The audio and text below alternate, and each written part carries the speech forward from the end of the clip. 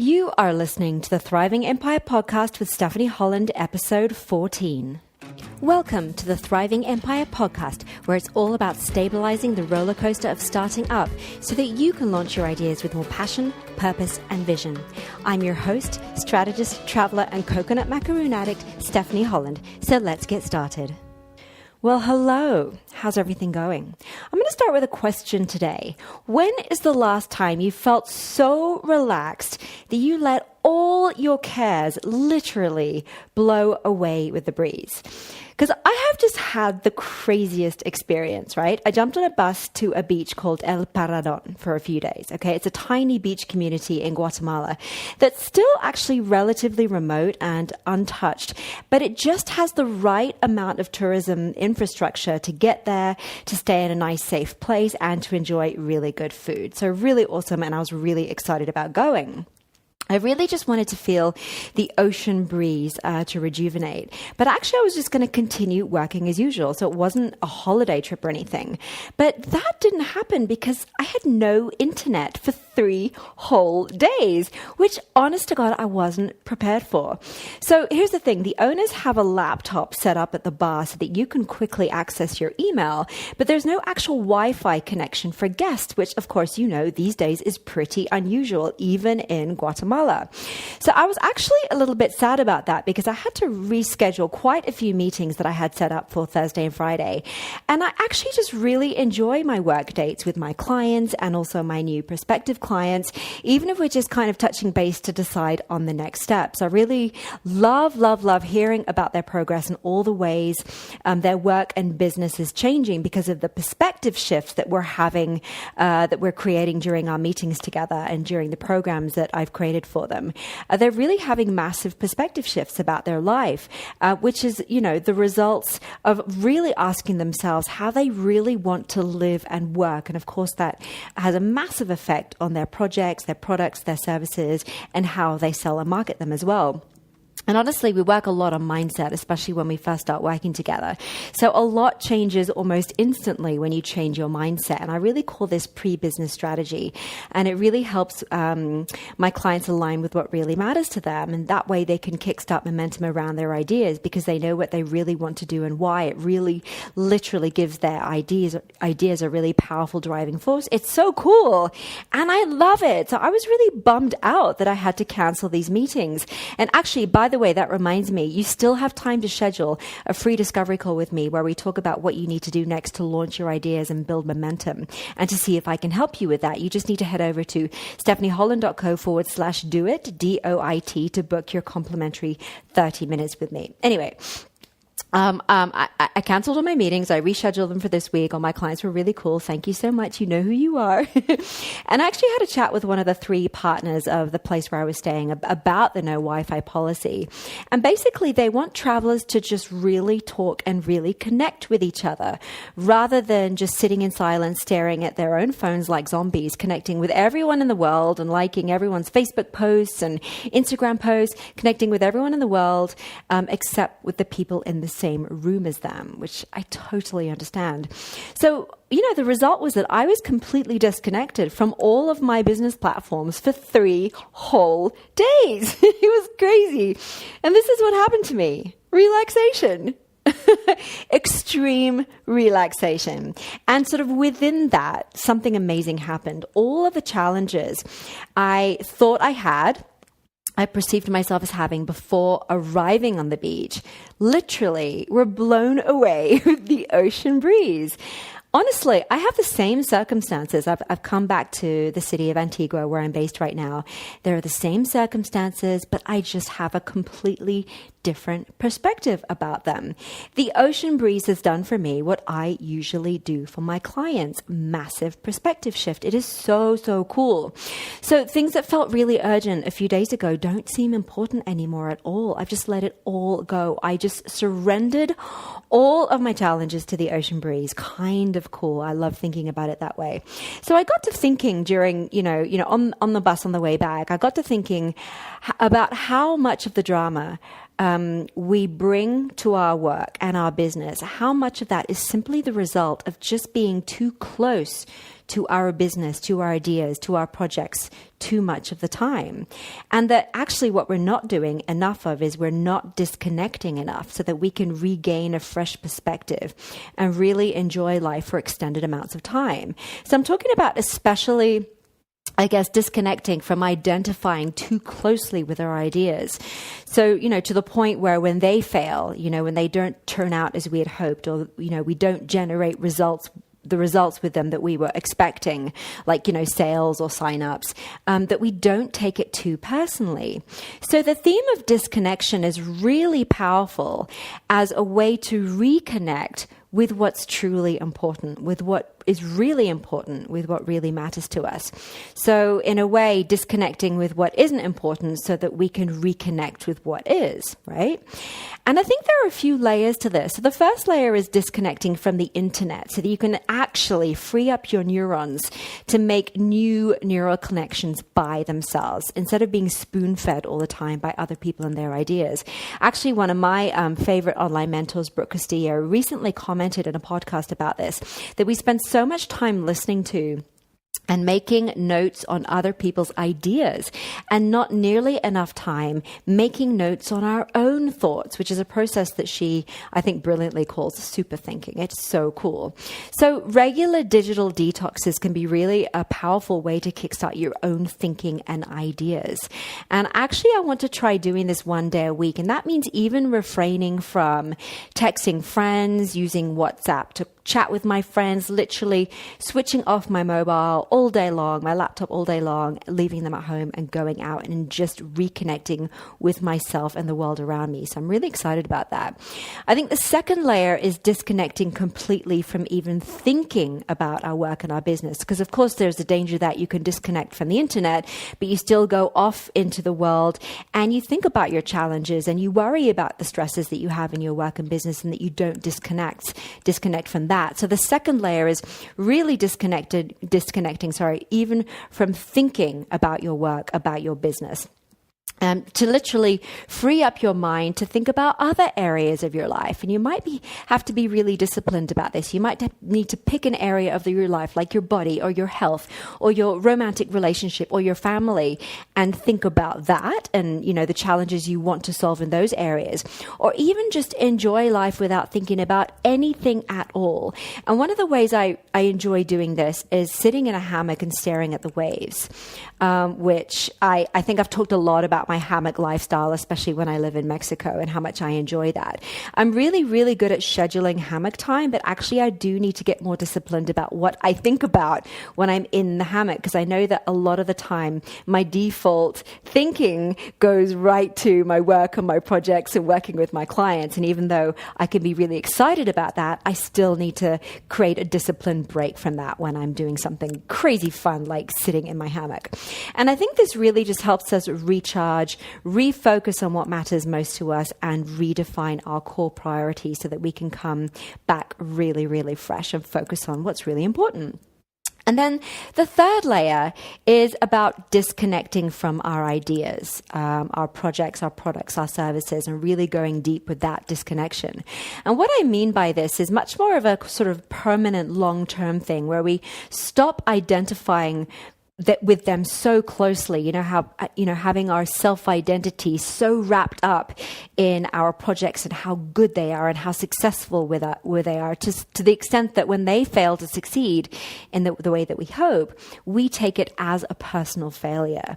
And this really is a critical part of what I refer to as failure-proofing our mindset. So it's actually a really interesting time during the podcast series to talk about this, because this episode really does kick off the third section of season 1, which is about actively cultivating a failure-proof mindset. So what is a failure-proof mindset? A failure-proof mindset is a mind that can use failure. So for example, failure, the definition of which I think is when things just don't work out the way we expect, the way we hope for, or the way we plan for. So it's a mindset that can use that idea of failure to actually build momentum in your business rather than crush your spirit. Because we take unfavorable results in our work and business very personally. They reflect very personally on us and who we think we are and our self-worth and our identity quite closely. And we also compare ourselves to the success of others, which makes us feel small or unworthy. We shrink back from criticism. We quit before we even start or halfway through, leaving a trail of incompletes and unfulfilled dreams behind us. And we also might stop showing up in general because we think no one else is ever going to show up to our webinars or our podcasts or ever even going to buy our stuff and respond to our offers. So in these next few episodes of this section of the season, we're going to talk about how to create a healthy distance between yourself and your ideas so that their failure, the failure of your ideas and your projects, isn't a personal failure. We're going to talk about how to use comparison to actually inspire you and fuel your momentum. We're going to talk about why you should love your critics and how to use criticism to build momentum.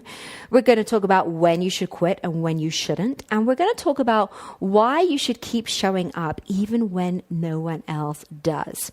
So this first episode in this section is all about how to create a healthy distance between you and your ideas so that you can keep going until you get the results you're looking for. Because our ideas, bless them, they don't always take shape as we imagine them at the outset, right? You know as well as I do, they never quite turn out exactly how we imagine them, especially when we're first starting out and we're still really learning how to do everything, how to make things, how to create things, how to communicate our offer, how to sell and market them. And even something like a simple web page never turns out quite how you envision it. And in fact, that takes years and years of practice or outsourcing it to someone else to do it for us. And also then, of course, the world doesn't always respond to our ideas and offers favorably either. But the truth is, when our ideas take shape in the world and people can actually see them and use them and buy them, of course they're exposed to failure and criticism, which can come as quite a shock. And instead of going, okay, well, this is what's happening to our product, to our project, to our service, to our offer, we think that failure and criticism is happening to us. And as confident as we think we might be at the outset, we often go round and round in circles in our mind, wondering why the hell our products and services aren't selling like hotcakes and taking that so personally. So it's really important to remember this one thing. You are not your idea. Okay? You are not your idea. Now, when you have a degree of separation, when you separate yourself from your idea, as in you don't identify so closely with your ideas as part of you, when you have this mental buffer between yourself and your idea, then you don't take the results so personally. And then you can actually focus on thinking more of failure as just a set of results, okay, or information, feedback that you can then use to conduct a new experiment and keep going until you do get the results that you want. So for example, think about it in terms of setting a hypothesis, conducting an experiment, and getting results and doing that on repeat, right? Hypothesis, experiment, and results on repeat. It's actually really, really cool when you start thinking of your work and your business this way, because by results, I really just mean the maths of your business. So for example, you could launch your book to a list of 12,000 people and sell 1,000 copies, right? So that's just maths. You launched to 1,000 people, you sold 1,000 copies. 1,000 copies is your result. Maybe you wanted to sell 2,000 copies, so you only hit 50% of your target. But you just start looking at it in terms of numbers, right? The maths. Or for example, you could have invested $60 in Facebook ads and then generated 120 new leads or signups to your list. Or maybe 1,000 people go through your sales funnel every day and 2% of those people actually purchase something. So you can really start to take a look at those results, look at those numbers, look at the maths without taking it personally, because all it is 12,000 people and 1,000 copies sold. That's not personal. That's just maths. It is so fascinating when you think about it that way. And then you just start conducting more experiments to see if you can get closer to the results that you want. So say $60 of Facebook ads generated 120 new leads. What would happen if you doubled that Facebook investment? How many leads might you generate if you doubled it to $120? And just keep doing those experiments and creating new hypotheses. So, this is really a hypothesis experiment result result mindset, right? It's not personal. It's just maths. It's so cool. And it really is a failure-proof mindset because the concept of failure then is never really part of the equation. Only numbers are part of the equation. And then you can free up your headspace instead of worrying about failing and what it means about you and your identity and your self-worth and all that drama. You can free up your headspace to instead focus on the maths and conducting experiments and getting new results. It's really cool. It literally liberates you to focus on the results that you want to generate. So the first thing you have to do to failure-proof your mindset is realize you are not your idea. And then you can focus on the maths. Seriously, how cool is that? But there's a second subtle layer to this part as well. And that is that, if you are not your idea, who and what are you? Well, here's where I'm going to share one of my favorite quotes with you from Dolly Parton, who said, "Find out who you are and then do it on purpose." So this is about really uncovering and knowing and using your best qualities and strengths proactively, really proactively using them to fuel your work and understanding that that is who you are and really closely identifying with your unique set of qualities and strengths that you bring to the table, that you bring to the world, that you bring to everything that you do. Because at the end of the day, your essence, you are a collection of unique qualities and characteristics that you've been sharing with the world since the day that you were born. So I really suggest that you find out what they are and then do them on purpose and really closely identify with that instead. So if you have the podcast study pack, you can dive right into worksheet 3.1 to uncover your unique qualities and strengths. I've handpicked some really great exercises and resources to help you do that. And this is especially useful for you if you've been wondering how to create or differentiate your personal brand, or you simply want to understand what value and impact you're already having in the world just by showing up as yourself every day. And then, imagine supersizing that impact if you actually did yourself on purpose. It's kind of exciting. So don't worry, if you don't have the study pack, don't worry, you can grab the podcast pack by heading over to the show notes at stephanieholland.co/14 and using the code podcast, PODCAST at checkout for 50% off. You're going to get the digital copy of the book, The Freedom Philosophy, also the workbook that has a worksheet for each podcast episode, the audiobook so you can listen on the go, and a ton of other resources, templates, and video lessons that I don't sell anywhere else. But just remember, I just want to come back to the essence of this show. If our sense of self is tied too closely to our idea, we run the risk of sabotaging its biggest potential impact and outcome. And worse, even becoming its slave, its mental and emotional slave. Failure is a thriving reality for those who identify with their ideas the most, who self-identify with their ideas. Failure really, the concept of failure feeds off this self-identification. So please remember, beautiful person, you are not your idea. Find out your unique qualities and strengths and then do them on purpose, because that's who you are. That is what you are. And you're already doing it to some degree. So have a beautiful week, and I'll see you next time on Thriving Empire. Bye.